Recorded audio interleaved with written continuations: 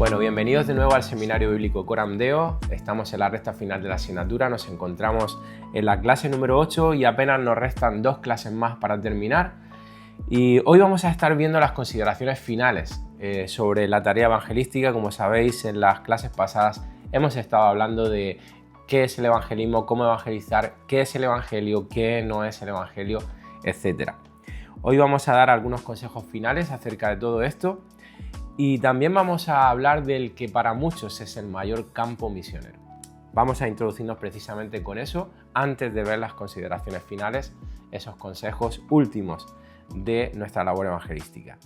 En la clase siguiente estaremos hablando de la tarea de hacer discípulos, que esa es, digamos, la prioridad o el enfoque principal de la Gran Comisión, el hacer discípulos enseñándoles que guarden todas las cosas, y terminaremos con el rol de la Iglesia o el papel de la Iglesia en las misiones mundiales y cómo eso nos compete a cada uno de nosotros como parte de la Iglesia local. Con eso estaremos concluyendo esta asignatura.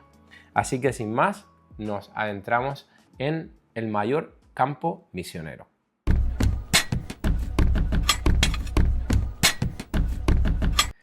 En el año 1974 nació un congreso que se ha hecho famoso y que ha perdurado en el tiempo. Sus promotores, o algunos de ellos, fueron el famoso evangelista Billy Graham, que ya está con el Señor. Otro de ellos fue el teólogo y pastor John Stott, también muy conocido. Y ese comité para la evangelización mundial se sigue realizando y sigue siendo una organización de mucho peso en cuanto a la tarea evangelística y misionera a nivel mundial, en todo el planeta Tierra. Y años atrás, en uno de los congresos anuales que tuvieron, que ese comité tiene, se vieron en la necesidad de tratar un tema de vital importancia. Hablamos de lo que es conocido como el cristianismo nominal. Yo entiendo que muchos de los que están viendo esta clase habrán escuchado esa frase, cristianismo nominal. Para otros quizás sea un término nuevo. Vamos a explicar lo que es porque tiene una trascendencia importantísima. Según el Comité de Lausana, un cristiano nominal es alguien que se identifica como cristiano o que otros reconocen como cristiano, pero que no tiene un compromiso auténtico basado en una fe personal en la persona de Jesús. Si ese compromiso existe, esa relación personal resulta en cambios evidentes, como son la presencia de amor, gozo, paz, un deseo de estudiar la Biblia, oración, comunión con otros cristianos, una determinación de dar testimonio, una preocupación por la voluntad de Dios para que se cumpla en la tierra y una esperanza viva de la gloria venidera. El término nominal proviene de una palabra en latín que es nominalis y significa de nombre o perteneciente a. Básicamente lo que significa cristiano nominal es alguien que es cristiano solamente de nombre. Bueno, ¿por qué vamos a dedicar una parte o un capítulo de esta asignatura? Porque va a ser gran parte de esta clase para hablar de esto. ¿Qué tiene que ver esto con la Gran Comisión? Quizás te preguntes eso, ¿verdad? Pues ciertamente todo. Porque, bueno, como decía al principio, muchos han llamado al cristianismo nominal como el mayor campo misionero. Y en parte tiene razón. Quizás suena un poco exagerado decir que es el mayor campo misionero. Sabemos que el mundo es el mayor campo misionero, la sociedad, la gente que está perdida ahí, fuera, en medio de esta sociedad, que no asiste a una iglesia, que no conoce al Señor, ahí está el mayor campo misionero, ¿verdad? Pero sí que es verdad que sin llegar a ser el mayor campo misionero, es un campo misionero enorme, porque nos encontramos con muchas personas que asisten a nivel mundial a iglesias regularmente, incluso de forma permanente, que son miembros incluso de iglesias, pero que realmente no son cristianos, creen que son cristianos pero no lo son. Y un día, hermanos, esas personas se van a enfrentar a la cruda realidad de que nunca lo fueron y que les espera la condenación eterna. Así que, hermanos, no estamos hablando de un asunto cualquiera, no es un asunto leve, es un asunto de vital importancia, un asunto grave, urgente, porque la única condición peor que no ser creyente es no serlo y encima creer que lo eres. Realmente es lamentable, hermanos, que se dé esa situación, que una persona viva toda su vida pensando que iba a ir al cielo, que era cristiano y luego no sea así, que toda la vida haya ido a la iglesia y luego se vaya de la iglesia al infierno. Escuchaba hace poco al pastor Miguel Núñez decir en una de sus enseñanzas que solo hay una condición peor que ir de la iglesia al infierno, y es ir desde el púlpito al infierno. Y también eso va a suceder, como dice la Escritura, que muchos que son pastores, muchos que son maestros, muchos que ocupan ministerios y responsabilidades, hermanos, el día de mañana se encontrarán con la gran y cruda realidad de que nunca fueron hijos de Dios. Eso es tremendo. La Biblia es clara al respecto. Posiblemente has leído, has escuchado este versículo en más de una ocasión, en palabras del mismo Señor Jesús. Mateo 7, 21 al 23 dice que no todo el que me dice Señor, Señor, entrará en el reino de los cielos, sino el que hace la voluntad de mi Padre que está en los cielos. Muchos me dirán en aquel día, Señor, Señor, ¿no profetizamos en tu nombre? Y en tu nombre echamos fuera demonios. Y en tu nombre hicimos muchos milagros. Y entonces les declararé, nunca os conocí, apartaos de mí, hacedores de maldad. Hermanos, no es cualquier asunto, como digo, es un asunto muy grave. Estas palabras son para tenerlas muy en cuenta y meditar, primeramente nosotros, pero también para poder observar en nuestras congregaciones si hubiese alguien que pudiese estar engañado. ¿Cuál es nuestra función? Pues, por ejemplo, para los que ministramos la palabra públicamente, como en mi caso, ya sea a través de las clases del seminario, ya sea a través de una predicación un domingo. Hermanos, para aquellos que predicamos desde un púlpito públicamente, tenemos que advertir periódicamente, tenemos que predicar acerca de qué es el Evangelio, tenemos que predicar acerca de las evidencias de un verdadero nuevo nacimiento para aquellos que pudiesen estar engañados, ser ministrados por la palabra y salir del error, salir de las tinieblas y ser iluminados por el Espíritu de Dios para arrepentimiento y fe genuinos. Eso es parte de la gran comisión para nosotros los ministros de la palabra.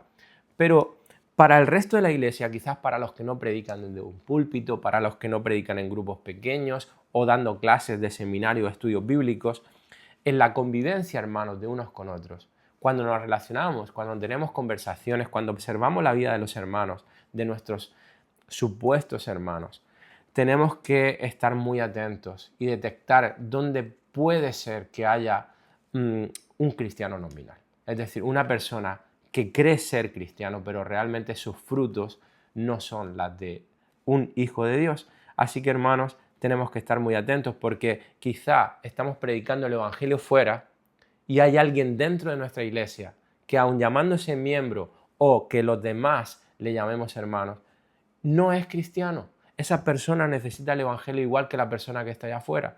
Por lo tanto, hermanos, tenemos un campo misionero muy grande dentro de nuestras iglesias. Puede darse el caso que hayan personas que se sientan todos los domingos a nuestro lado y no sean hijos de Dios.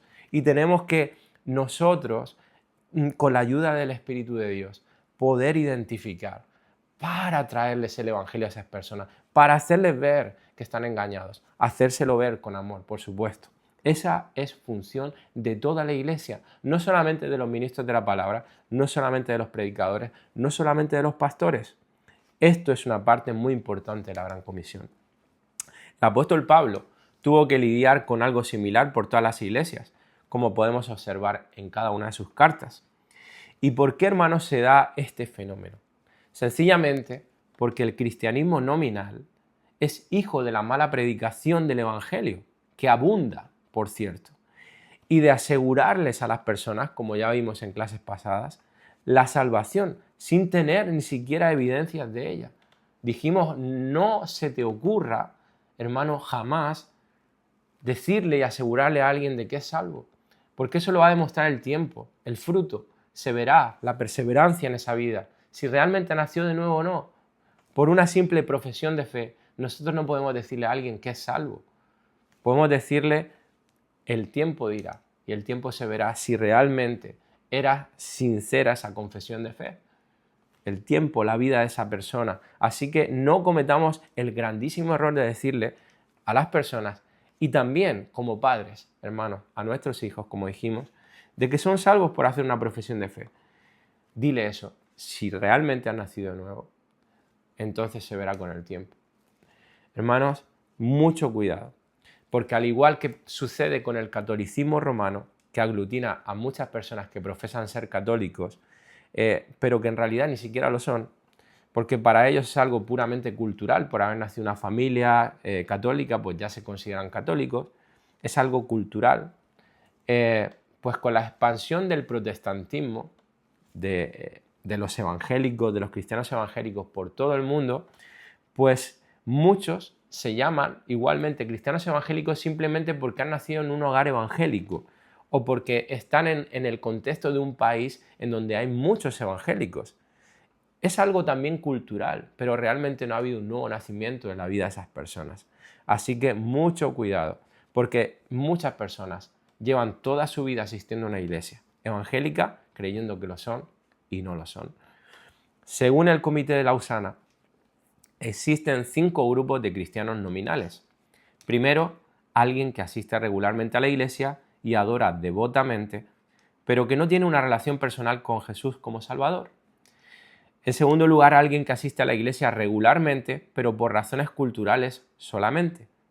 En tercer lugar, alguien que asiste a la iglesia, pero solamente en ocasiones festivas como la Navidad, Semana Santa, bodas, bautismos, etc. En cuarto lugar, alguien que casi nunca asiste a la iglesia, pero mantiene una relación por razones de seguridad emocional o relación familiar o por tradición. Y en quinto lugar, alguien que no asiste nunca a la iglesia, pero que aún así se considera cristiano. Hermanos, en cada uno de estos 5 grupos hay muchísimas personas a lo largo de todo el mundo y quizá entre nosotros. Cuando analizamos a estos 5 grupos encontramos un factor en común, un común denominador, y es que ellos no entienden la seriedad del pecado y la santidad de Dios. Y sabemos que eso es trascendental para que una persona pueda tener un verdadero entendimiento del Evangelio y creer en Jesucristo como Señor y Salvador, ver su necesidad de arrepentimiento.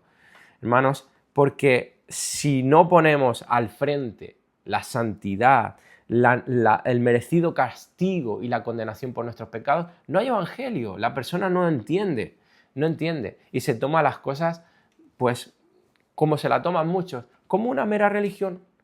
Hermanos, según las estadísticas del grupo Barna, que es una empresa que en Estados Unidos recopila mucha información acerca de los cristianos evangélicos, cuestiones de la fe cristiana, etc., ellos recogieron las siguientes estadísticas hace ya varios años.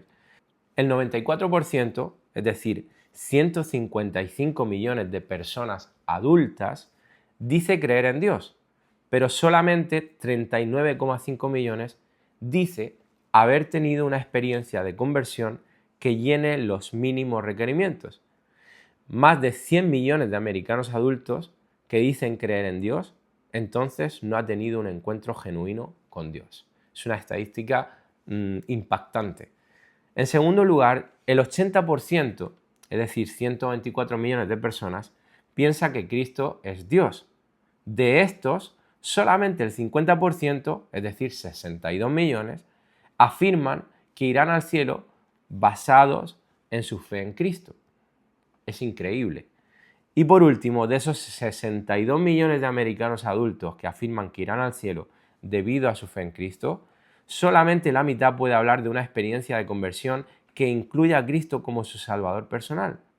O sea, resumiendo esto, de 155 millones de personas adultas en Estados Unidos que dicen ser cristianos evangélicos, solamente 31 millones parece, y digo y remarco esta palabra, parece ser que son cristianos de verdad, lo cual viene a arrojar una cifra, hermano, de 124 millones de personas que viven engañadas creyendo que son cristianas y no lo son.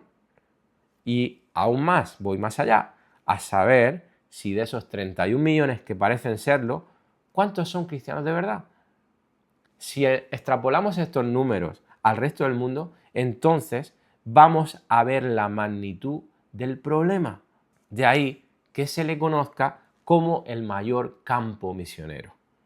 Así que, hermanos, habiendo visto la gravedad del problema, de cuál es nuestra responsabilidad en este asunto del cristianismo nominal, necesitamos ver cuáles son las evidencias bíblicas de quién es un verdadero nacido de nuevo, un verdadero hijo de Dios, primero para fortalecer nuestra fe y segundo para poder identificar a aquellos que profesan ser cristianos, que están cerca nuestra o que conviven con nosotros en las iglesias, pero que realmente no lo son. Con ese fin, hermanos, nos vamos a valer, vamos a utilizarlo, como punto de partida. Por supuesto, yo lo he hecho a mi manera, pero me ha valido mucho material de este libro de Paul Washer que se llama La garantía y las advertencias del Evangelio, el cual recomiendo, como recomendé en la clase pasada, otro libro de esta trilogía que se llama Recuperando el Evangelio. Son 3 libros que recomiendo verdaderamente, porque son una joya, son de mucha bendición. No importa el tiempo que lleves en el Señor, no importa lo claro que tengas el Evangelio, va a edificar tu vida. En 1 Juan 5:13, la Biblia de las Américas dice: estas cosas os he escrito a vosotros que creéis en el nombre del Hijo de Dios, para que sepáis que tenéis vida eterna. Fijarse lo que dice Juan en su primera epístola. Paul Washer en este libro lo que hace básicamente es hacer una exposición bíblica de la primera epístola de Juan, porque la primera epístola de Juan está escrita con el propósito de traer seguridad bíblica, como acabamos de leer, al creyente de que es un verdadero hijo de Dios, lo cual nos sirve también para ver las evidencias de un nuevo nacimiento y por tanto a través de esas evidencias podemos ver si aquellos que dicen ser cristianos tienen esas evidencias, esos frutos o no. Y entonces podemos identificar si realmente hay un nuevo nacimiento o parece que no lo hay. ¿Cuáles son esas evidencias del nuevo nacimiento que presenta el apóstol Juan? Paul Washer aquí en el libro presenta 12 evidencias a la luz de la epístola, pero yo creo que en 4 podemos condensar esas 12 evidencias. Personalmente creo que muchas de ellas vienen a ser lo mismo, están profundizadas muy bien, son, como digo, este libro de mucha bendición, pero yo creo que de forma resumida las podemos englobar y agrupar en 4 evidencias, que son las siguientes. Primero, vivir o andar en la luz por amor a Dios. Esto es muy importante, este último, por amor a Dios. En segundo lugar, reconocer y confesar nuestros pecados en arrepentimiento, y esto hacerlo de manera constante. En tercer lugar, amar a la Iglesia y a nuestro prójimo. Y en cuarto lugar, confesar a Cristo y confiar únicamente en Él hasta el final, esperando con anhelo su venida. Vamos a verlas detenidamente, una por una de ellas, y vamos a estar obviamente recorriendo la epístola de Juan, aunque también utilizaremos algunos versículos de otras partes de las Escrituras. En primer lugar, vivir o andar en la luz por amor a Dios. Dice en 1 Juan 1, 5 al 7, y este es el mensaje que hemos oído de Él y que os anunciamos. Dios es luz y en Él no hay tiniebla alguna. Si decimos que tenemos comunión con Él, pero andamos en tinieblas, mentimos y no practicamos la verdad.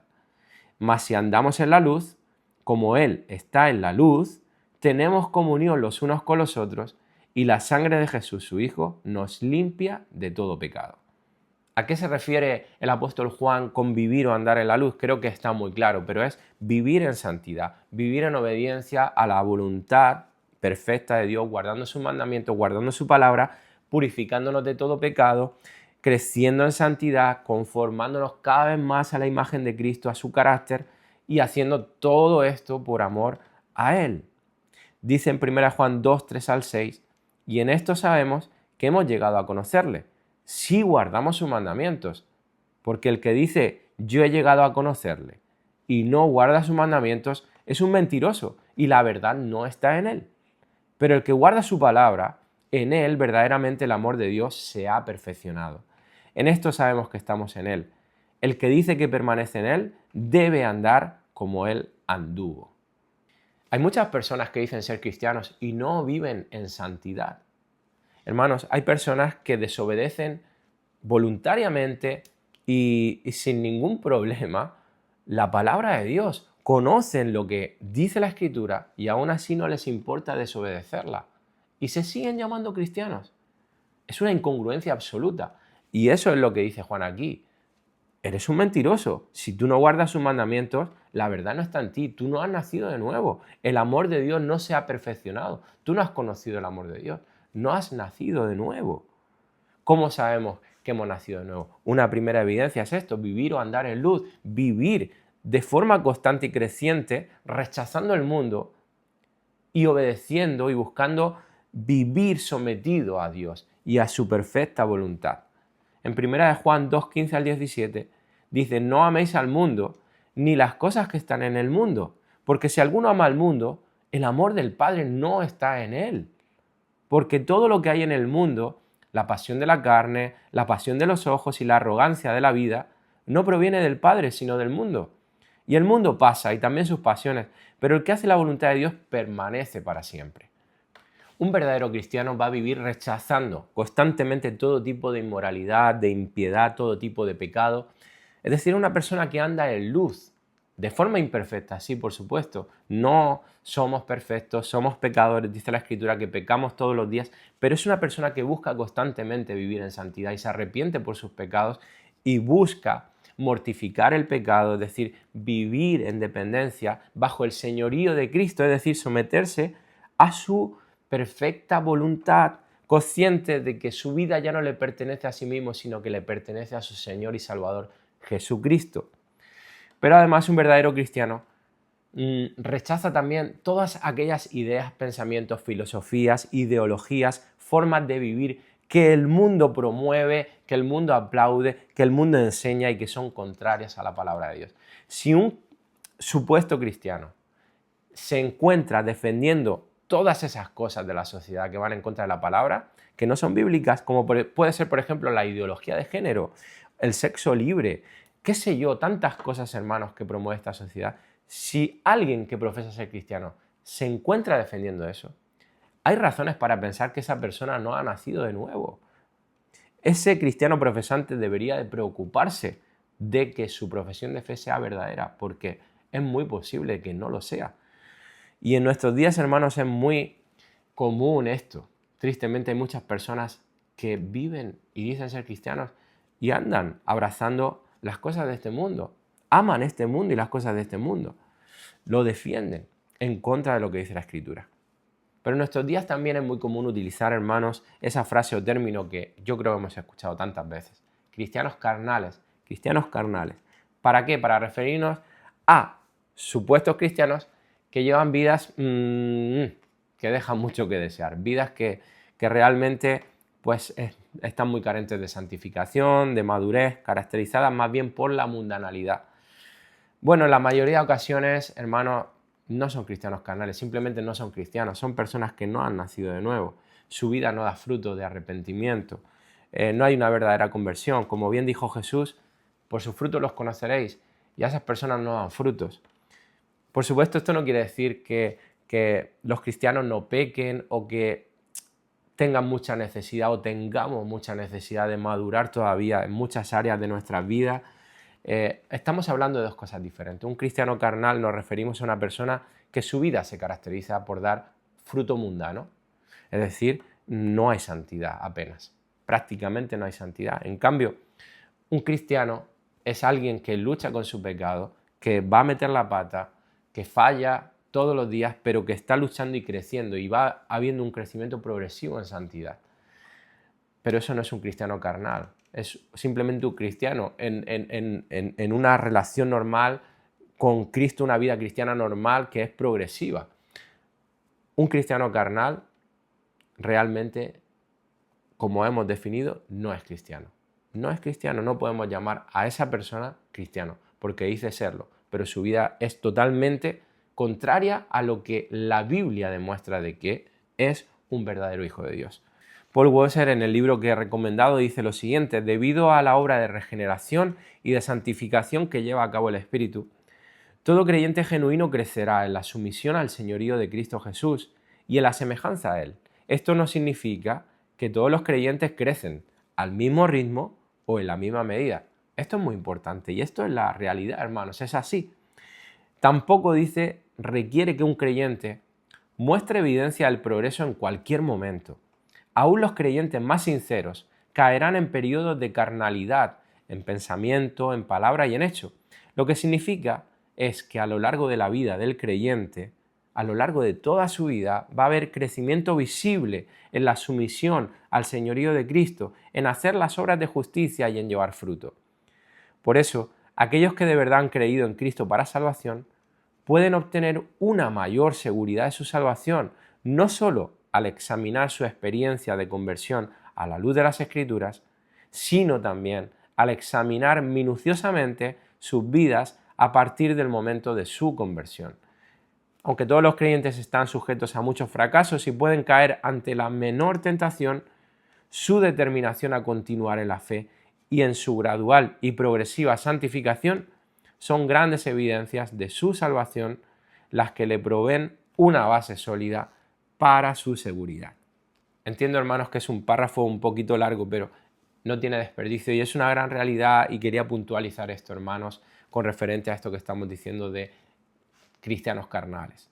Y me gusta mucho una ilustración para añadir algo más al respecto, una ilustración que también da Paul Washer aquí en este libro. Dice: si fuéramos a observar a uno que profesa ser cristiano por solo un periodo corto y luego tomáramos una foto en el preciso momento en que cometió una falta moral, no podríamos usar la fotografía como prueba de su condición de no creyente, porque nos dice poco sobre su estilo de vida desde su conversión.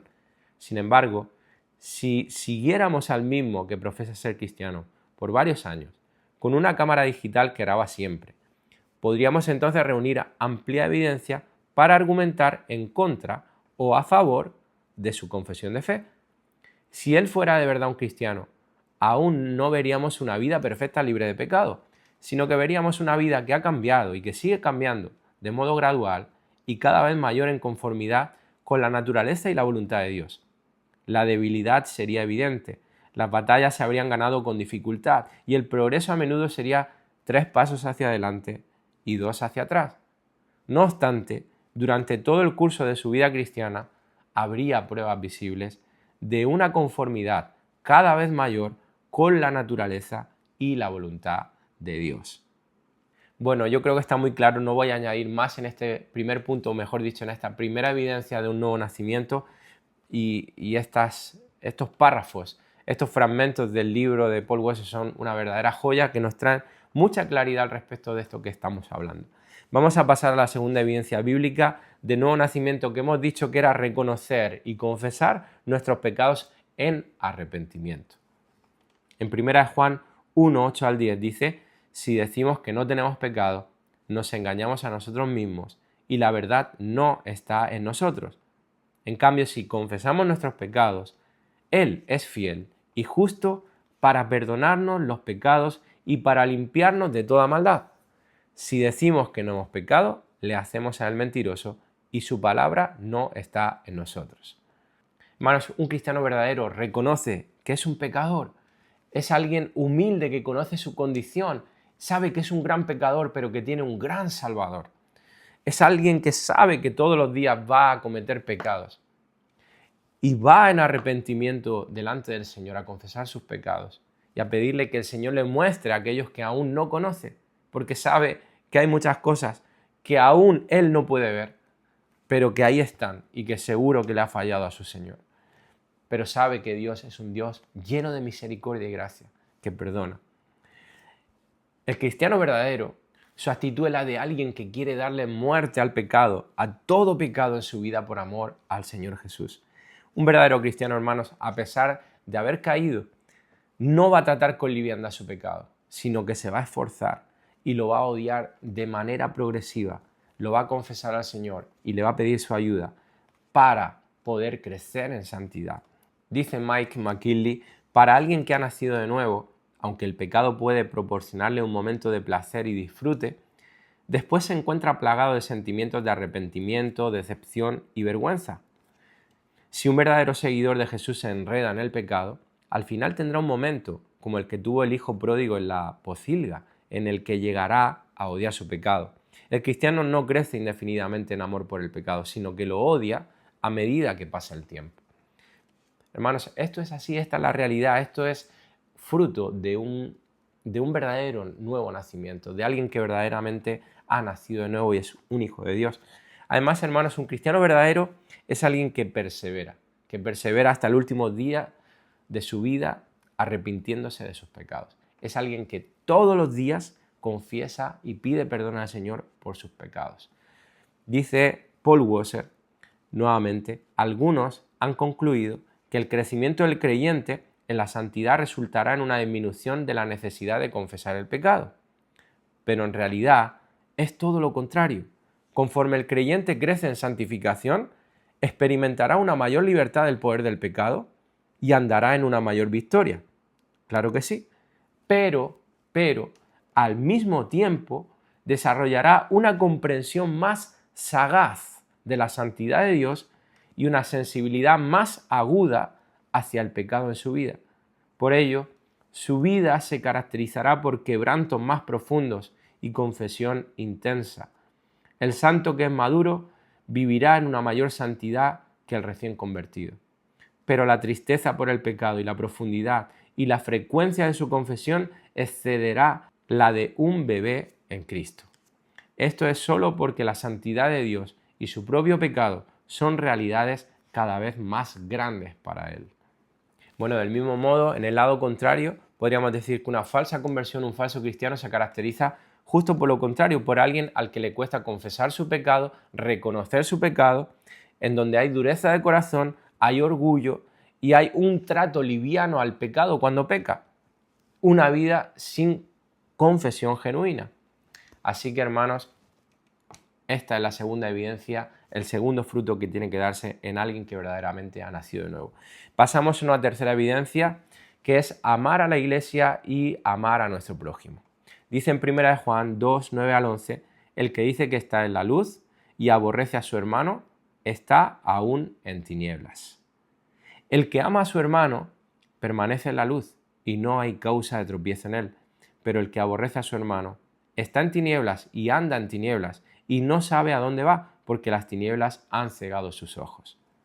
Hermanos, aquel que en el tiempo, por supuesto, que persevera en el tiempo, amando a sus hermanos a pesar de ellos, es decir, a pesar de las ofensas que pudiesen hacerle, de la inmadurez de ellos, significa que ahí ha ocurrido algo. Es decir, el amor de Dios lo ha visitado, el amor de Dios ha sido perfeccionado en él y él por eso puede amar a otros a pesar de los demás, a pesar de lo que le hagan. Por supuesto, eso no significa, hermanos, que no va a haber momentos en donde nos cueste perdonar, porque luchamos contra nuestro pecado, luchamos contra nuestra carne, pero alguien que persevera en el odio hacia sus hermanos, en el resentimiento, en la amargura, por una ofensa, porque no le ha hablado bien, porque lo que sea, significa que posiblemente no haya nacido de nuevo, porque una persona que ha nacido de nuevo perdona, porque la gracia lo ha visitado, ha recibido mucha gracia y da de gracia. Puede ser que le cueste un tiempo, pero acabará dando esa gracia, porque ama al Señor, porque verdaderamente el amor de Dios lo ha visitado y se ha perfeccionado en él. Eso es fruto de un verdadero cristianismo. Ahora, el que permanece odiando, el que permanece con rencor en su corazón hacia su hermano, verdaderamente no es su hermano, porque no ha nacido de nuevo, dice aquí claramente la Escritura, no lo digo yo, lo dice el apóstol Juan. Dice nuevamente Paul Washer, el amor que el israelita debía mostrar a su hermano no solo era emocional o algo solo sobre lo cual hablar, sino real y práctico. Según la ley, los israelitas debían amarse al no tomar venganza o guardar rencor, asesinar, robar, cometer adulterio, dar falso testimonio o hacer cualquier cosa que pudiera perjudicar el bienestar de su hermano. Aunque el amor por el hermano sin duda implica nuestras emociones, es en primer lugar un asunto de la voluntad, que se manifiesta en acciones correctas y desinteresadas. Así es, hermanos, y dice en 1 Juan 3, 16 al 19, en esto conocemos el amor, en que Él puso su vida por nosotros. También nosotros debemos poner nuestras vidas por los hermanos. Pero el que tiene bienes de este mundo y ve a su hermano en necesidad y cierra su corazón contra él, ¿cómo puede morar el amor de Dios en él? Hijos, no amemos de palabra ni de lengua, sino de hecho y en verdad. En esto sabremos que somos de la verdad y aseguraremos nuestros corazones delante de Él. Fijaros, el versículo 19 dice, en esto sabremos que somos de la verdad. Es decir, en esto sabremos que verdaderamente hemos nacido de nuevo, que estamos en Cristo.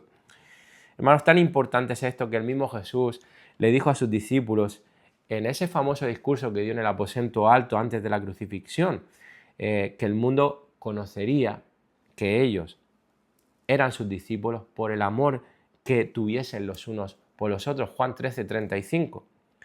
De hecho, Juan repite este asunto varias veces a lo largo de la epístola y recordemos, lo hace inspirado por el Espíritu de Dios. en 1 Juan 2, 9 y 10, en el capítulo 3, versículo 10, en el 3:14, en el 4:7 y 8, en el 4:16, en el 4:20 y en el 5:1, repite este asunto como evidencia del nuevo nacimiento. Este asunto es muy importante, hermanos.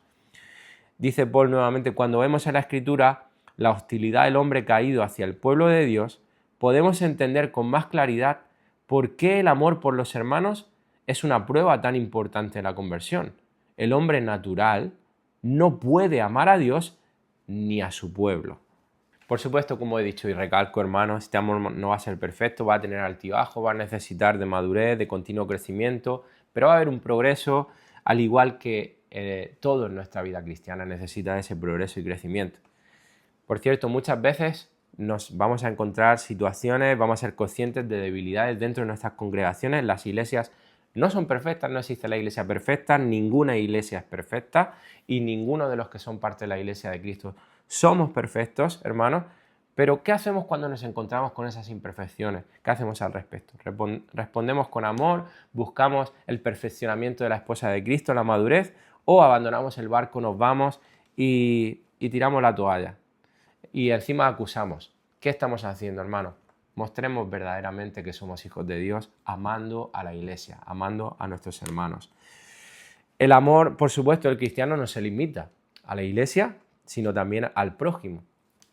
Ese es uno de los dos grandes mandamientos, amar al Señor con todo nuestro corazón y a nuestro prójimo como a nosotros mismos. El Señor Jesús dijo en Mateo 5, 44 al 45, pero yo os digo, amad a vuestros enemigos y orad por los que os persiguen, para que seáis hijos de vuestro Padre que está en los cielos, porque Él hace salir su sol sobre malos y buenos y llueve sobre justos e injustos. Y en 1 Juan 4:8 dice, el que no ama no ha conocido a Dios porque Dios es amor. Entonces, hermanos, el amor por el prójimo, el amor por nuestros incluso enemigos, es una muestra, una evidencia de que el amor de Dios nos ha visitado, de que estamos en la luz, de que somos en verdad del Señor, hijos de Dios. El que no ama no ha conocido a Dios, dice Juan. Y dice Mike McKinley en un libro que se llama, y que también recomiendo, Soy realmente cristiano, así se llama el libro. Es un libro de 9 marcas, de hecho creo que se puede conseguir de forma gratuita en su página web y, como digo, lo recomiendo. Dice, el cristiano debe caracterizarse por un amor fuera de lo común, que se opone a lo natural. Amamos naturalmente a los que son amables con nosotros y odiamos de forma natural a aquellos que se nos oponen. Esto nos sale de forma natural. Pero todo el que ha nacido de Dios y que sigue a Jesús como Señor, ama de forma sobrenatural, lo que significa amar a aquellos que están en contra de nosotros, es decir, a nuestros enemigos, a los que nos ofenden, etcétera, etcétera, etcétera. Ese amor sobrenatural es un fruto del Espíritu, es una evidencia de que el amor de Dios está en nosotros, hermanos. Así mostramos a Cristo al mundo, porque Cristo nos amó aun siendo sus enemigos, dando su propia vida por nosotros. Y obviamente el amor por nuestros enemigos también será imperfecto, como hemos dicho con respecto al amor por los hermanos, por la iglesia. Tendremos altibajos, necesitaremos de continuo crecimiento, pero sin duda nuevamente habrá un progreso, hermanos. Y será un amor sobrenatural porque es un amor producido por el Espíritu de Dios.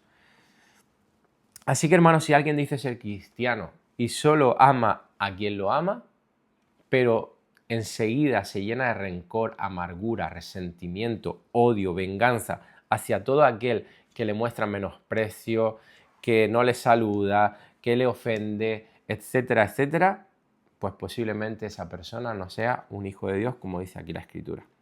Pasamos a una última evidencia más de que somos hijos de Dios, y es confesar a Cristo y confiar únicamente en Él hasta el final, esperando con anhelo su venida. Dice en 1 Juan 4, 1 al 2, en la Nueva Traducción Viviente, queridos amigos, no les crean a todos los que afirman hablar de parte del Espíritu. Pónganlos a prueba para averiguar si el Espíritu que tienen realmente proviene de Dios, porque hay muchos falsos profetas en el mundo. Esta es la manera en que sabremos si tienen o no el Espíritu de Dios. Si una persona que afirma ser profeta reconoce que Jesucristo vino en un cuerpo humano, esa persona tiene el Espíritu de Dios. Y en el verso 15 dice, todos los que declaran que Jesús es el Hijo de Dios, Dios vive en ellos y ellos en Dios. Lo que Juan está diciendo básicamente es que aquel que verdaderamente ha nacido de nuevo confiesa a Cristo como hombre y como Dios. Reconoce que en la persona de Cristo se dan esas dos naturalezas, que Él vino como hombre, pero al mismo tiempo era Dios. El Hijo de Dios, cuando hablamos en las Escrituras, se refieren al Hijo de Dios, está hablando de la divinidad de Cristo, de la deidad de Cristo. Como dice en Juan 1.1, en el principio era el verbo era con Dios y el verbo era Dios, y el verbo se está refiriendo al Señor Jesús, ¿no? Así que el verdadero cristiano va a reconocer y va a confesar y va a creer con todo su corazón que Jesús vino como hombre, pero que Jesús era Dios. Si alguien no reconoce estas cosas y no confía en ellas y no persevera en fe en ellas hasta el final, esta persona no ha nacido de nuevo, verdaderamente. Al mismo tiempo, Juan nos muestra que no solamente debemos permanecer en la verdad de que Jesús es Dios y hombre, sino que Él es el único Salvador y que solamente por medio de Él somos salvos. Cristo es todo lo que tenemos, no hay más. Hermanos, fuera de Él no tenemos nada. Sin Cristo no tenemos parte con Dios, y lo deja clara la Escritura. En 1 Juan 5, 9 al 12 dice: si recibimos el testimonio de los hombres, mayor es el testimonio de Dios, porque este es el testimonio de Dios, que Él ha dado testimonio acerca de su Hijo. El que cree en el Hijo de Dios tiene el testimonio en sí mismo. El que no cree a Dios ha hecho a Dios mentiroso, porque no ha creído en el testimonio que Dios ha dado respecto a su Hijo. Y el testimonio es este, que Dios nos ha dado vida eterna, y esta vida está en su Hijo. El que tiene al Hijo tiene la vida, y el que no tiene al Hijo de Dios no tiene la vida.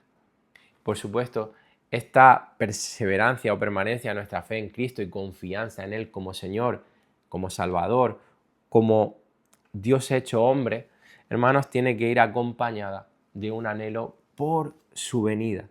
Él dice que regresará, que vendrá por su iglesia y que vendrá a juzgar a las naciones. Hermanos, tiene que haber un anhelo en nuestros corazones. Por supuesto, y repito como he dicho en el punto anterior, vamos a tener altibajos. Habrá momentos en los que nuestro anhelo será mayor, habrá momentos en los que nuestro anhelo estará bajo mínimos, pero hermanos, aquel que ha nacido de nuevo tendrá un anhelo por la venida del Señor y crecerá en ese anhelo, en esa esperanza. Así que, hermanos, estas son las evidencias de un verdadero nuevo nacimiento.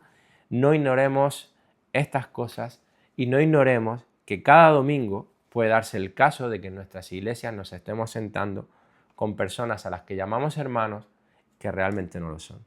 Así que está en nosotros hacer algo al respecto. Y tenemos que pedirle ayuda al Señor para poder llevarle el Evangelio a esas personas, para hacerles ver que están en tinieblas, que están condenados, que creen ser algo que no son. Tenemos que ayudarlos a salir del error y mostrarles la luz de Cristo. Así que oremos por esas personas si nos encontramos con esas personas. Hermanos, que oremos al Señor, que nos dé sabiduría para poder ministrar esas vidas. Yo sé que muchas veces es algo incómodo confrontar a las personas, pero hermanos, ¿qué prefieres? ¿Sentirte incómodo, que la persona a lo mejor se moleste o que esa persona se vaya al infierno? Valora, pesa. Yo creo que está claro, ¿verdad, hermanos? El amar a las personas, el amar al perdido, el amar al supuesto hermano que está engañado, requiere sacrificio, requiere valentía, pero recordemos que está en juego un alma y está en juego también, por supuesto, la gloria de Dios.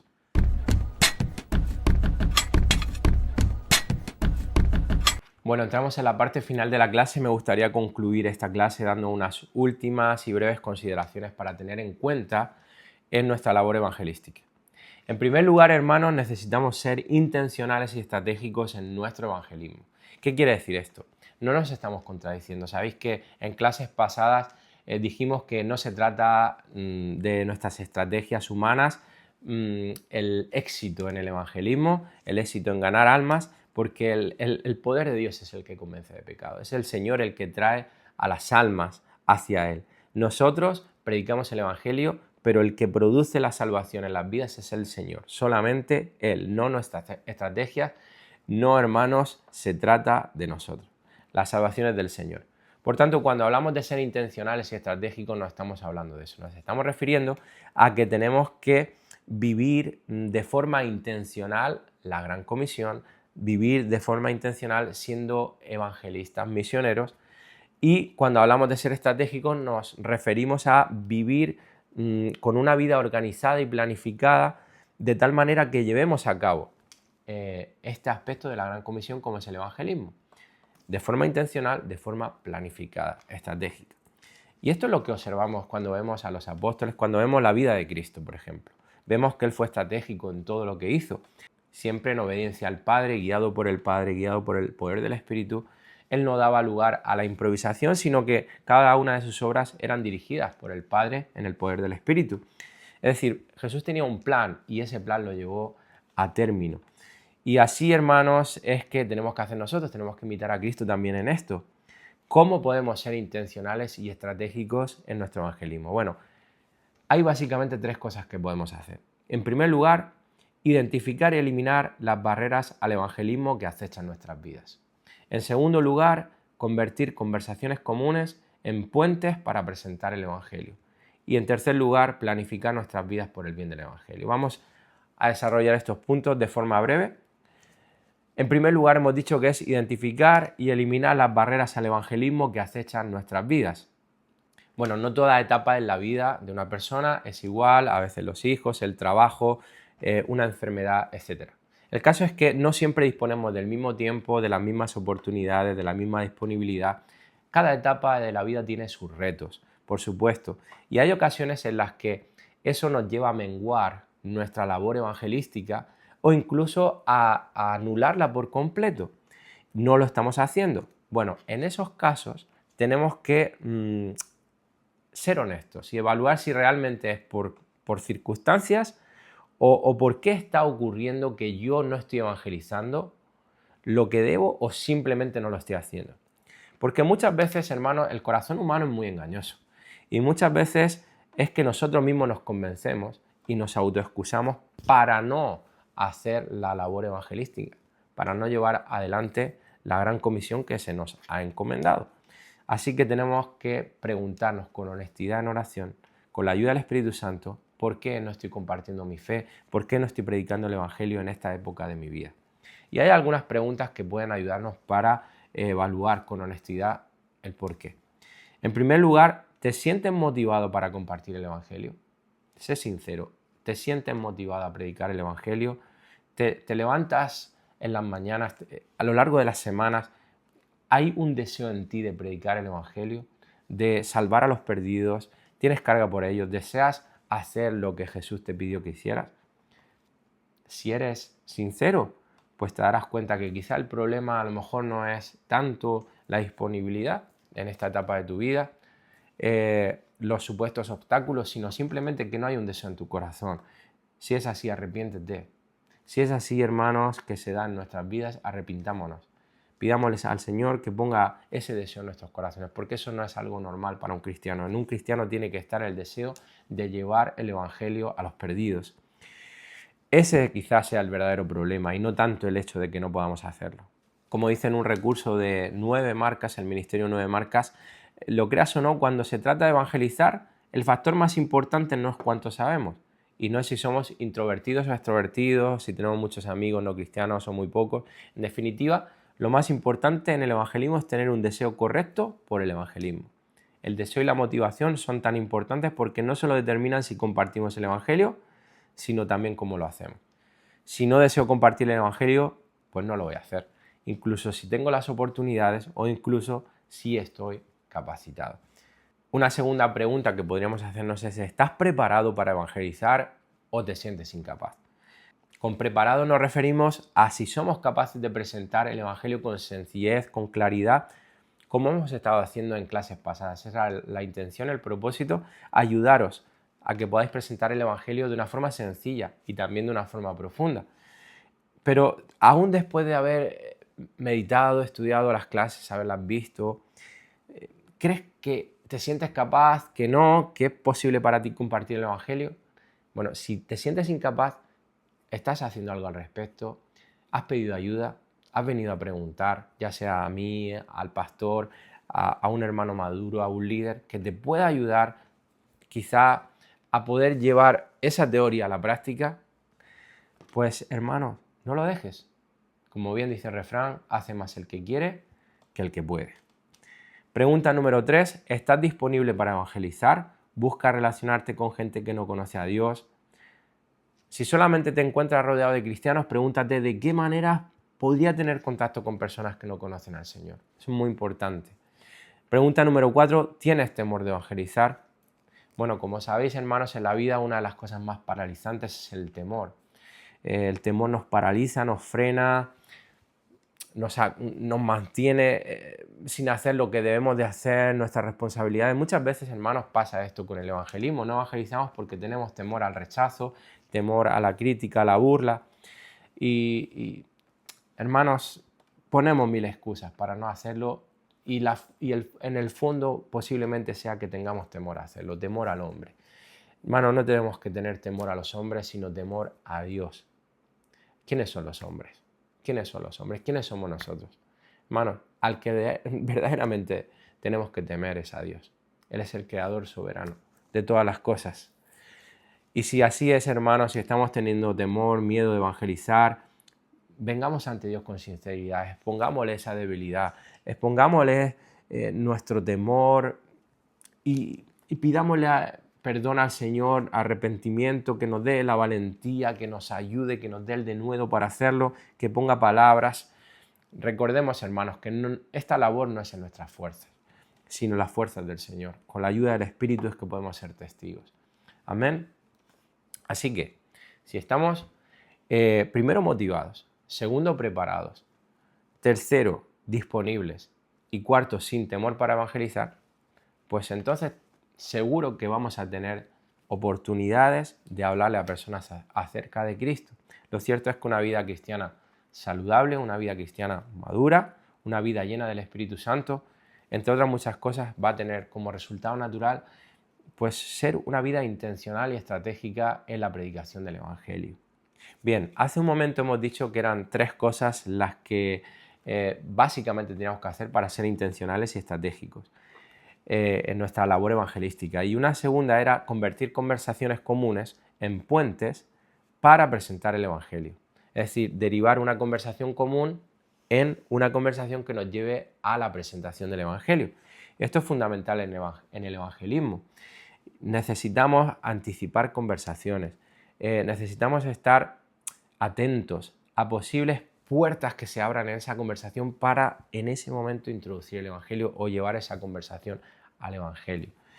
Es decir, tenemos que estar preparados, dispuestos y ser intencionales. O sea, cuando uno tiene como estilo de vida la Gran Comisión, sus conversaciones van a estar atentas a esas situaciones que se dan. O de alguna manera uno va a intentar llevar a la persona por un camino para poder presentarle el Evangelio. Y hermanos, si estamos preparados y dispuestos para ello, se nos van a dar muchas oportunidades que de otra forma pues no se nos hubieran dado, ¿no? Algunos consejos breves para construir puentes en conversaciones cotidianas. Primer consejo, por supuesto, orarle a Dios pidiéndole sabiduría para primero saber cuán rápido debes pasar en una conversación común a compartir el Evangelio. Y segundo, cómo hacerlo con perspicacia. Bueno, el Señor nos insta a que le pidamos sabiduría y Él nos dará abundantemente y sin reproche. Santiago 1:5, ¿no? Pues cuando se trata del evangelismo es así, hermano, el Señor nos va a dar sabiduría.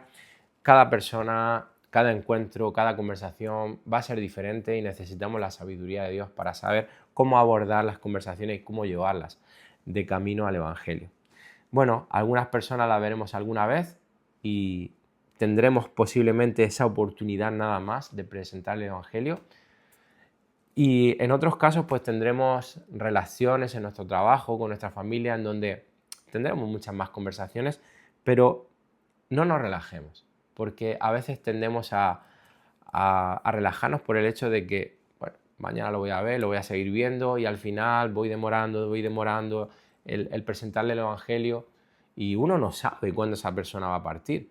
Hermano, es urgente. Igualmente, si es una persona que solamente ves una vez, como si es una persona que ves día tras día, Por supuesto, tienes que tener un plan de evangelismo a largo plazo con esa persona, pero no lo demores, tómalo como algo urgente, no lo dejes, porque no sabes cuándo le va a llegar el momento a esa persona. Y veamos las oportunidades como una oportunidad de la providencia y la soberanía de Dios para llevarle el evangelio a alguien.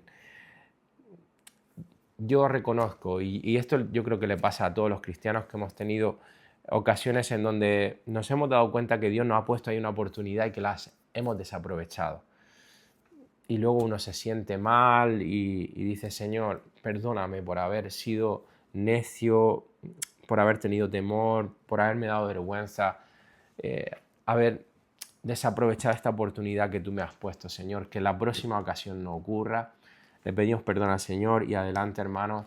Estamos en un crecimiento, estamos en una madurez progresiva y, hermanos, van a haber ocasiones en donde tristemente suceda eso.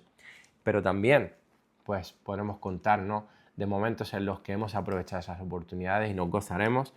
Y qué precioso es poder compartir el evangelio con una persona, hermanos. Aprovechemos las oportunidades para la gloria de nuestro Dios, para salvación de las almas.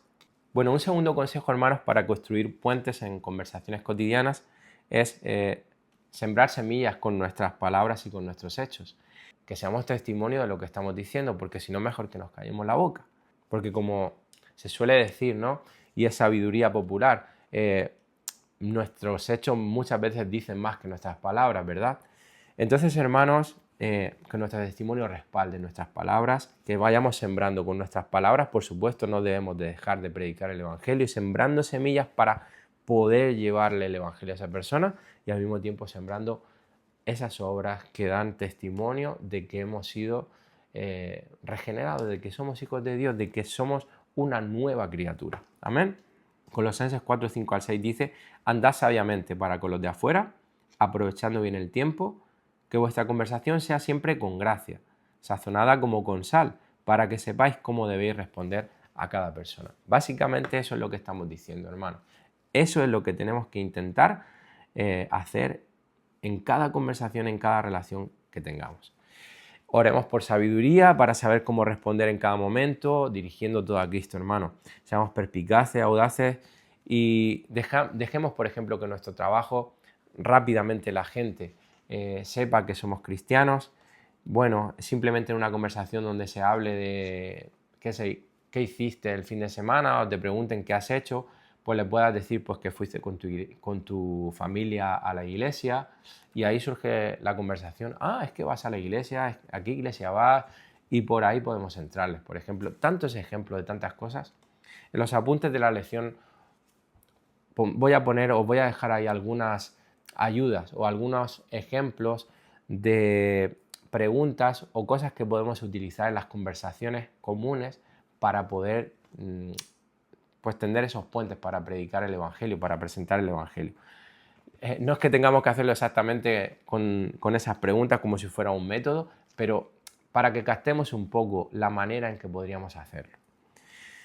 Otra forma de provocar conversaciones pues es si en algún momento un compañero se abre, que está pasando un mal momento, está cargado por algo, bueno, ofrecerle nuestra ayuda, por supuesto, y ofrecernos y decirle que vamos a estar orando por él. Eso puede abrir también la oportunidad y puede ser un puente para presentarle el evangelio. Todas esas cosas, hermanos, crean caminos y puentes hacia el destino que queremos, ¿no?, llegar, que es el presentarles el evangelio. Y un tercer consejo es que observe la vida de otras personas y que te prepares y planifiques las conversaciones sobre el evangelio. Que observes cuáles son sus hobbies, su forma de vivir, lo que hablan, lo que hacen, lo que llevan, cómo visten. Si, por ejemplo, lleva un tatuaje con una cruz o un colgante de una cruz, eso te puede servir pues para introducir en una conversación: oye, he visto que llevas una cruz y tal, que te has tatuado, y eso, eres creyente, eres cristiano, y ahí pues surge la conversación. Y esas son maneras, hermanos, estratégicas de poder introducir el evangelio. Y en último lugar, para ser intencional y estratégicos, tenemos que planificar nuestras vidas por el bien del evangelio. ¿A qué nos referimos con esto? Hermanos, si bien el evangelizar debe ser un estilo de vida, como venimos diciendo del principio de este curso, de esta asignatura, también es cierto que nuestra vida requiere de orden, de hábitos, de planificación, y eso tiene que incluir nuestro evangelismo. Tenemos que buscar momentos concretos en alguna semana en donde podamos tener encuentros con alguna persona, un amigo, o en el trabajo. Yo sé que en ese momento voy a poder presentar el evangelio. Que lo planifiquemos, que busquemos la manera. Eso significa que en nuestra mente, en nuestro corazón está el deseo de llevar el evangelio, que realmente tenemos la intención, esa intencionalidad, ¿no? de querer predicar el evangelio a los que están a nuestro alrededor. Así que busquemos esos momentos y seguro que se darán oportunidades preciosas en nuestras vidas.